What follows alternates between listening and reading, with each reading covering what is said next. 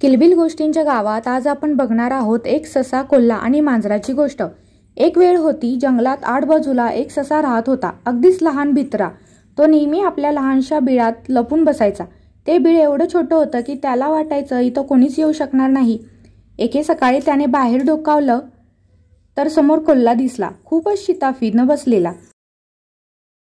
सशाचं काळीज तडतडू लागलं, पण मग त्यानं विचार केला, ह्या बिळाच्या तोंडानं हा कोल्हा आत नाही येणार आणि त्याला जरा बरं वाटलं। पण काही दिवसांनी त्यांनी पाहिलं, तोच कोल्हा आणि एक मांजर एकत्र बसून गप्पा मारत होते।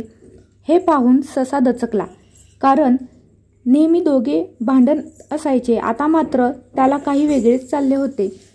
ससा म्हणाला, ज्या दिवशी हे दोघे एक झाले त्या दिवशी माझा शेवट जवळ आलाय। सायंकाळ झाली, मांजर हळूहळू सशाच्या बिळाजवळ आली आणि बिळात हात घालून त्याला नखाने ओरबडायला लागली। घाबरलेला ससा धडपडत बाहेर आला आणि थेट कोल्ह्यासमोर गेला। कोल्ह्याने झडप मारून त्याला पकडली। मग दोघांनी मिळून त्या सशाचे मांस फस्त केले। शेवटी मरता मरता ससा कुजबुजला, तुम्ही दोघं जेव्हा दोस्त झालात तेव्हाच मला कळलं होतं की माझं काही खरं नाही। ह्या गोष्टीतून आपल्याला काय बोध मिळाला? दोन कायम भांडणारे जर एकत्र आले तर दुर्बळाचा घात हा ठरलेला असतो। धन्यवाद।